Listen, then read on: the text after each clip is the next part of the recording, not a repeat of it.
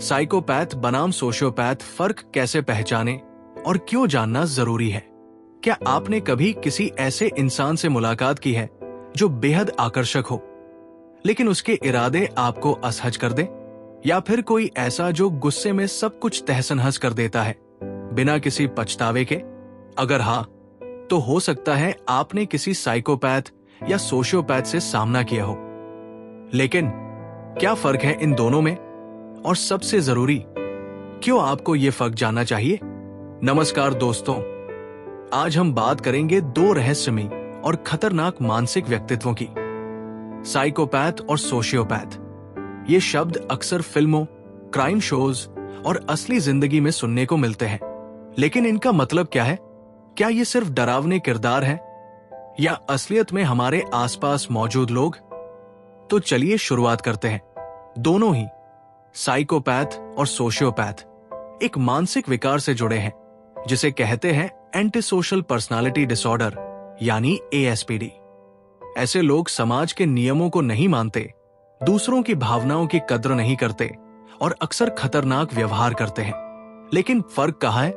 Psychopath आमतौर पर जन्मजात होते हैं, उनके दिमाग की संरचना ही अलग होती है।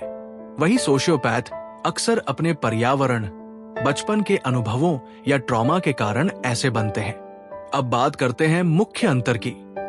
साइकोपैथ भावनाएं महसूस नहीं करते, उन्हें किसी के दर्द से कोई फर्क नहीं पड़ता। वे अपराध करते हैं बिना किसी पछतावे के। वे बेहद योजनाबद्ध होते हैं, चालाक होते हैं और अक्सर समाज में घुल मिल जाते हैं। उन्हें पहचानना मुश्किल होता है। दूसरी ओर, सोशियोपैथ जल्दी गुस्सा हो जाते हैं। वे आवेग में काम करते हैं, उनके रिश्ते अस्थिर होते हैं, कभी कभी उन्हें अपने किए पर पछतावा भी होता है। वे अपराध करते हैं लेकिन अक्सर पकड़े जाते हैं। अब सवाल उठता है, क्यों जानना जरूरी है ये फर्क? क्योंकि ये फर्क आपकी सुरक्षा, समझदारी और मानसिक स्वास्थ्य से जुड़ा है।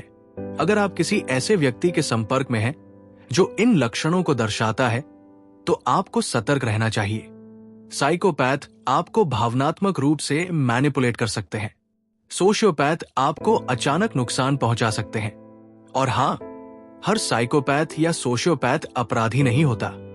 कुछ लोग इन लक्षणों के साथ भी सामान्य जीवन जीते हैं, लेकिन सही समय पर थेरेपी और इलाज से सुधार संभव है। अगर आप किसी ऐसे व्यक्ति को जानते हैं तो उनसे दूरी बनाए रखें, भावनात्मक रूप से उलझने से बचें, पेशेवर मदद लेने की सलाह दें और सबसे जरूरी, खुद की सुरक्षा को प्राथमिकता दें। तो दोस्तों, साइकोपैथ और सोशियोपैथ दोनों ही शब्द डरावने लगते हैं, लेकिन इनके पीछे छिपी सच्चाई को समझना बेहद जरूरी है। ये सिर्फ मानसिक विकार नहीं है, बल्कि समाज के लिए एक चेतावनी भी है कि हमें मानसिक स्वास्थ्य को गंभीरता से लेना चाहिए। अगर आपको ये जानकारी उपयोगी लगी हो तो इसे जरूर शेयर करें। और हाँ, अगली बार जब आप किसी को साइको कहें तो सोचिएगा जरूर कि क्या वो सच में है या सिर्फ गुस्से में कहा गया एक शब्द। धन्यवाद। स्वस्थ रहें, सतर्क रहें। मिलते हैं अगले एपिसोड में।